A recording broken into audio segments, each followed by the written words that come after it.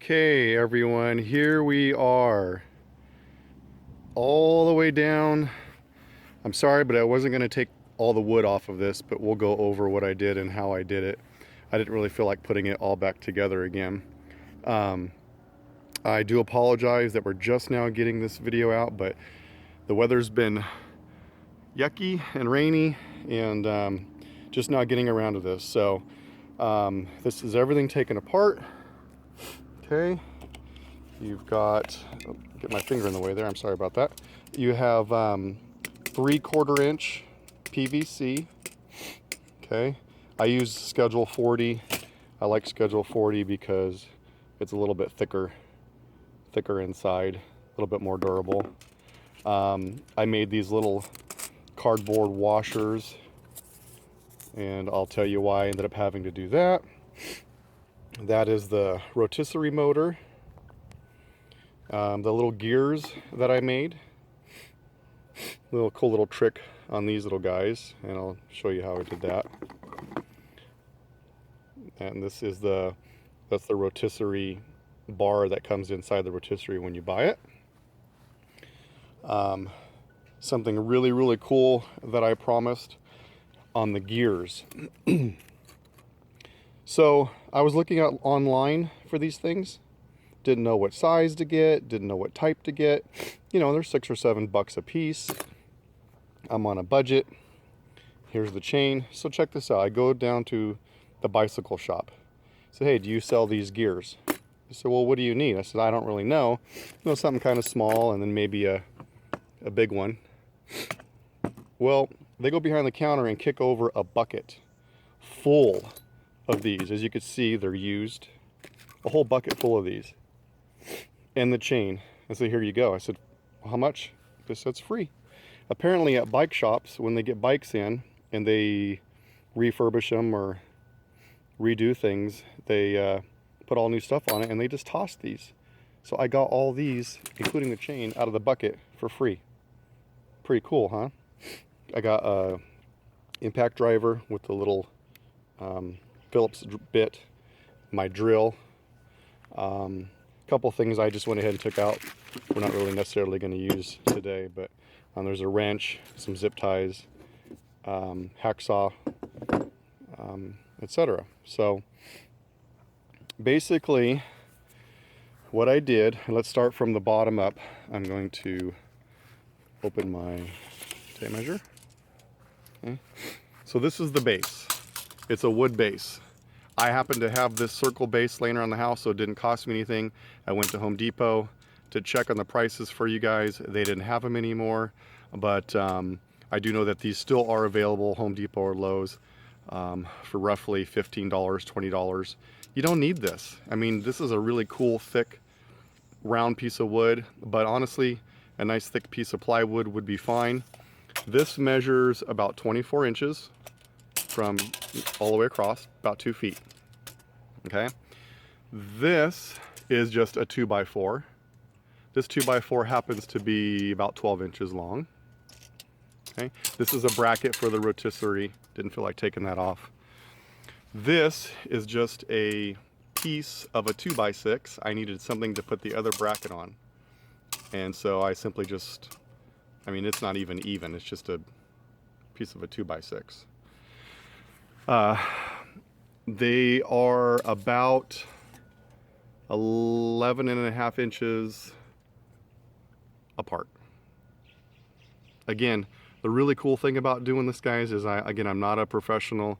I just kind of threw this together. I've seen other multi-cup turners out online that look like, I don't know, maybe you need to be a rocket scientist to know how to do.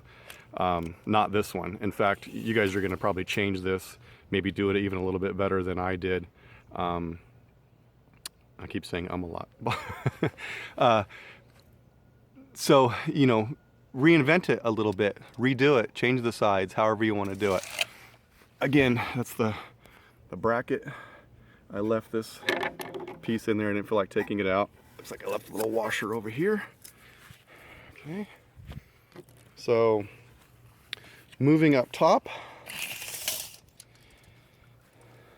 you can see Oh, so on these, I put the wood on the base, kind of how I wanted it separated out, and I drew a line around it on each one of those. And then I took them off, and then I drilled holes down through the base, and then I turned this over and I drilled the holes. I drilled the screws from the bottom. Same with these. Sorry, it's a little clunky. Okay, so let's see here. These pieces of wood right here, this piece is 2.5 inches by 1.5 inch on both sides. Okay.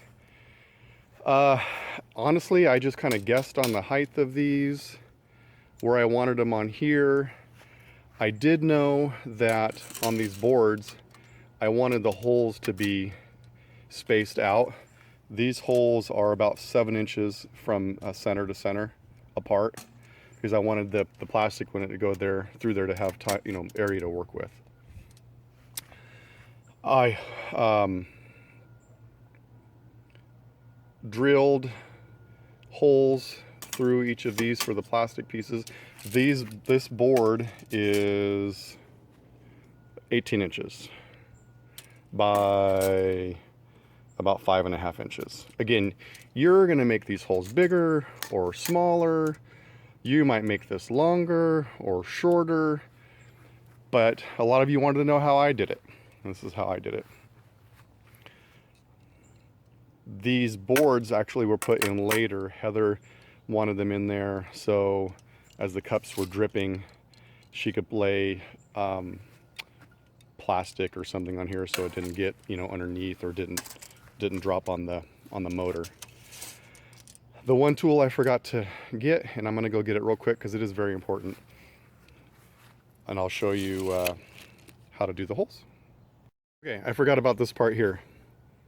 Big bit for drilling big holes in wood. I don't actually know the diameter of this, but this on the end of your drill drills big holes all the way through. I needed something big enough for the PVC. I drilled these bigger than I probably should have, because there's some wiggle room in here, which actually kind of caused a few issues, and I'll show you how I fixed that. Big enough for this, but when it's on the gear, I needed it to be small enough to where that didn't come through. If that makes any sense. Okay, I'm taking that off. Anyway, when I put this all back together, it'll be helpful, you'll see. This is the rotisserie unit, very important. This comes really long. This is the other piece of it. I took this whole entire, I needed to decide how long I needed this to be, right? From the rotisserie motor to this little bracket that I put in here. I didn't want it to be really long and stick like, way out to here. So I had to cut this off. Originally this was, super long. So I had to put this metal piece in a vise and get a hacksaw, cut that.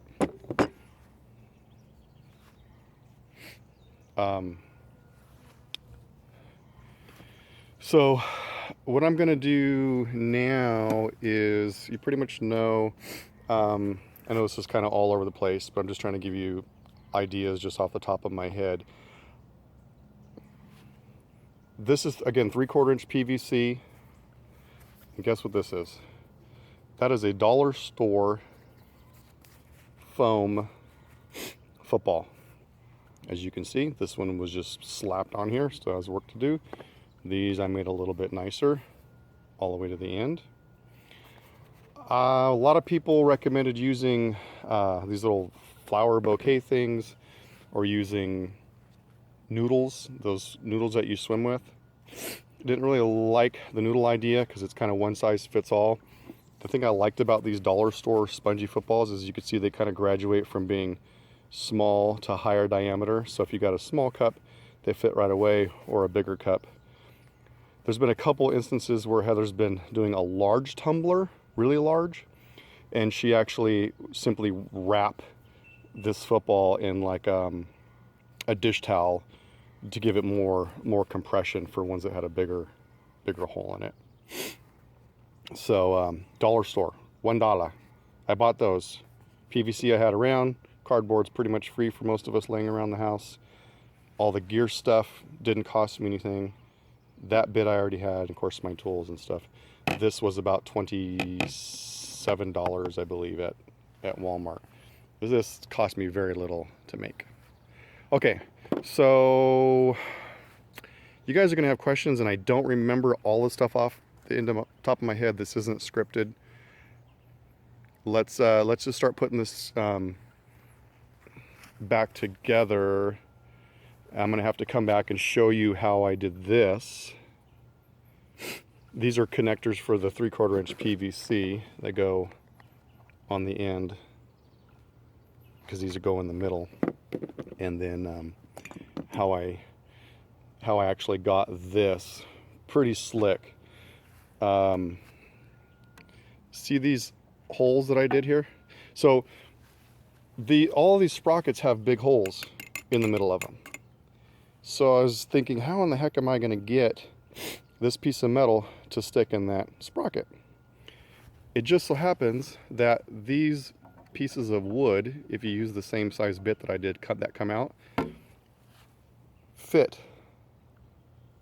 What I had to do was I put the piece of wood on the ground, and I put the sprocket on top of wood, and I simply slowly, lightly tapped the sprocket over the top of the piece of wood, and it fit in there, nudged right in there, which is pretty cool because, as you can see, it's got like little ridges in here. Like these all have little ridges. They're not smooth, and I mean, it is in there really, really tight.